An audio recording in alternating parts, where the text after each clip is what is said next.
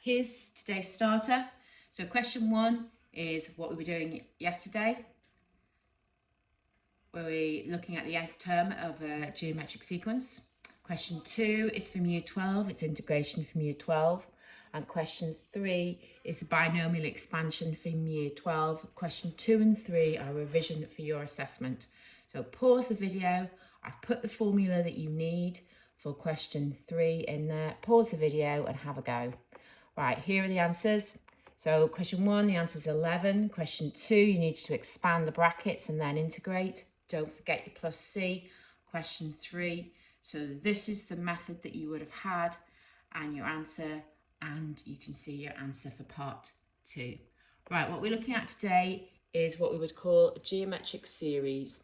So again, a geometric series is the sum of a geometric sequence or a geometric progression.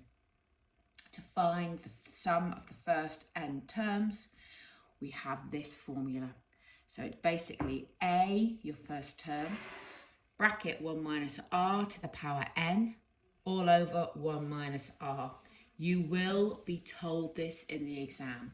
And the big difference between your formulae for geometric sequences and series is for geometric sequence, you have for your nth term r to the n minus 1, and in a geometric series r is to the power of n. Now this will not work when r equals 1. So that you would have to use completely different maths for r equals 1. If r equals 1, you'll be dividing by 0. So obviously you can't do that.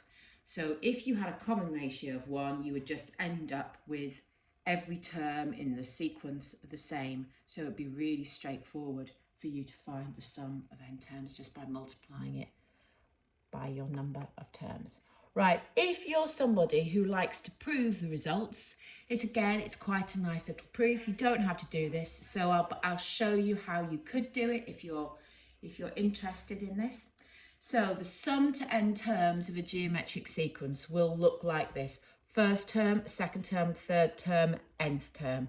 So I've listed them all out. This is the sum to n terms. And I would like, how did we get that formula? Well, what I'm going to do next is multiply them all by r, the common ratio. So ignore my takeaway sign there for a moment. So I have multiplied them every term by r. So I get a times r, which is ar. I get AR times R, which is AR squared.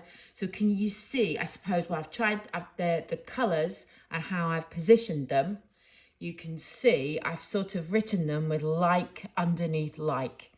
So I've multiplied all the terms of the sum, I've multiplied all the terms of this geometric sequence by R, the common ratio. And what I'm now going to do is do like a column subtraction, like you would have done in GCSE when you used to work out simultaneous equations, when you would eliminate variables from your simultaneous equations. So what I'm going to do is I'm going to subtract them like a column subtraction. So I've got the sum to n terms take away r times the sum to n terms. I've got a take away 0, which is just a. AR take away r, so cancel, cancel, cancel, cancel. You can see they are all cancelling apart from when you go to 0, take away a times r to the n. So I'm left with a take away a times r to the n. So I've then written that out here. That's a bit of a dodgy looking takeaway, sorry about that. So I've got the sum of n terms take away r times the sum to n terms equals a minus a times r to the n. And now I'm going to factorise. I'm going to take out a common factor. So on the left hand side, you can see I've got a common factor of s to the n. And on the right hand side, I've got a common factor of a. So if I take out a factor of s to the n here, and if I take out a factor of a here, you can see I've got a much neater expression. And now what I'm going to do is I'm going to divide both sides by 1 minus r. And that leaves me with my sum to n terms formula. So it's nice to see where it comes from. Again, you don't have to know that, but I know some of you like to know where your formulas that you're using come from. So example, so a nice straightforward example of how you would use this. Find the exact, okay? Exact means you do not want a rounded decimal. So it's got to be fraction, multiple of pi, surd, log, e to something. It can't be a rounded decimal. The sum of the first 6 terms of a geometric sequence with first term a and common ratio a half. So all you'll do is if you summarise your results, and here is your sum to n terms as given to you in your examination formula sheet. So I know what A is, I know what R is, I know what N is. I'm literally going to substitute them into my formula. So it's going to look like that. So in they go, the sum to 6 terms, in it goes, and now your calculator should handle that.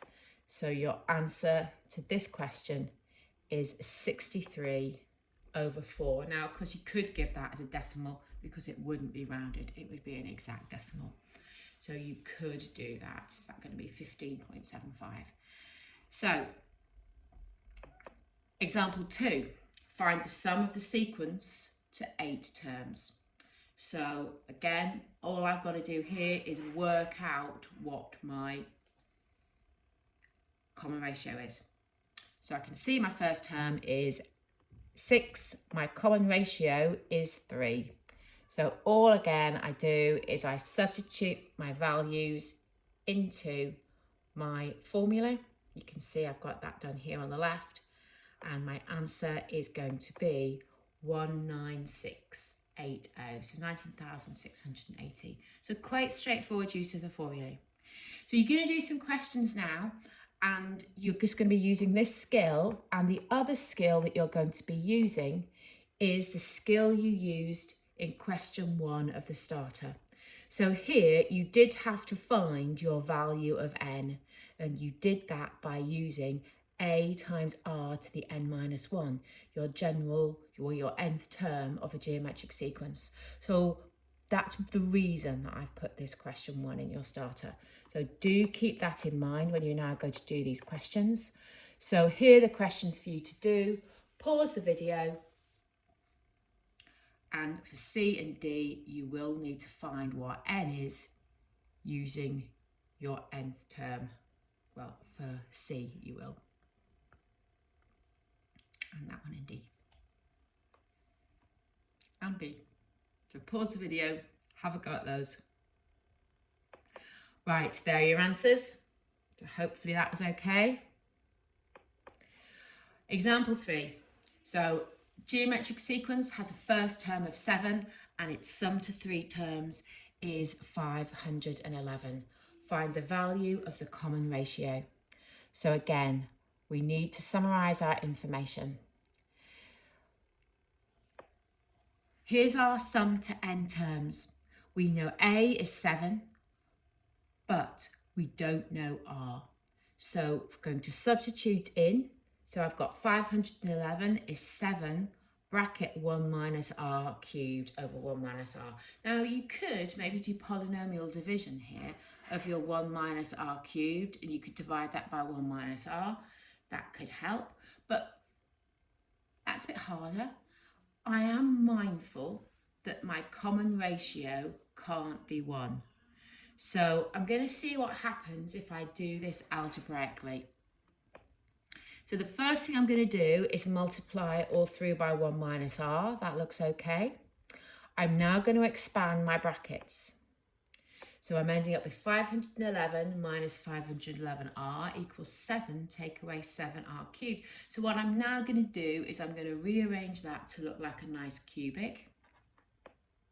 So I've ended up with 7r cubed minus 511r plus 504 equals 0. Now, if this doesn't say show detailed reasoning, you can just put that in your calculator and you will get 3 answers. You'll get 3 answers out. However, the problem will come if this is a much more heavily, has much more marks to it. The problem will come if it says you've got to show detailed reasoning. So if it says show detailed reasoning, you're going to have to show how you factorise this. Now, it just so happens that you can divide all through by 7. And maybe looking back, it might have been a bit slicker to have spotted that this 511 is divisible by 7. So you could, in theory, have done that at the start. I'm going to divide by 7 now. So I do get a simpler cubic. Now again, to show how this would be factorised, you would put it in your calculator. If it said show detailed reasoning, you would then make it look like you've used the factor theorem. But there is a factor, r equals 1 is a solution to this. So it would factorise, showing detailed reasoning, you would show that r equals 1 is a factor, you would then divide this by r minus 1, and then you would end up with a quadratic that you could factorise. If it didn't say show detailed reasoning, and you would hope that it didn't, you could just put it in your calculator and they are the 3 solutions you get.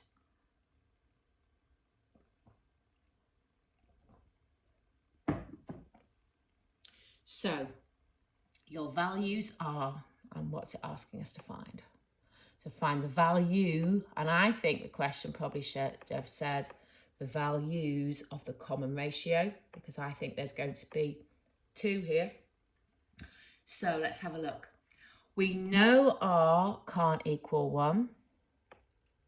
So r is going to be, I've put I cannot equal 1 there, which is correct. So we know r can't equal 1, but r can equal 8, or r can equal 9. I'm sorry, that's r equals minus 9, isn't it?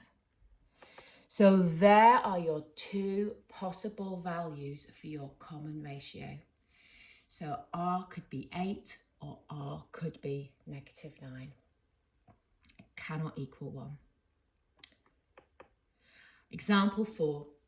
How many terms are needed for the sum of the geometric series 3, add 6, add 12, add 24 to exceed 100,000? So this is going to be solving an inequality. So again, here's my information. A equals 3, r equals 2. Substitute it into your formula. And you need that to be greater than 100,000. So my biggest worry here is making sure that I'm writing down the right number of zeros. Easy to slip up there. Right, watch the algebra here. Just be careful. So what I've done is I've tried to do it quite slowly. That's obviously -1 on the bottom. Now I don't want to get into a muddle with my signs. So I could multiply by -1, but I'd have to invert the inequality, and then that's going to leave me another negative term here. So what I thought was going to be easier to save all that stress is just to do 3 divided by -1, which of course is -3, and then multiply out by -3. And what that does is it will change this term to a positive. So what I think I've done here is I've managed to get round the worry of inverting the inequality. So 3 times 2 to the n is greater than 100,003. Divide by 3. I'm now going to take logs of both sides. Now again, I've got big respect for logs and inequalities, so I'm going to use base 10 because I'm afraid. So if I take log to base 10 of both sides, I know that my n will come down. And to find what n is, I'm going to have to divide by the log of 2. Now, the log of 2, put it in your calculator, is positive. So that means you will not invert your inequality.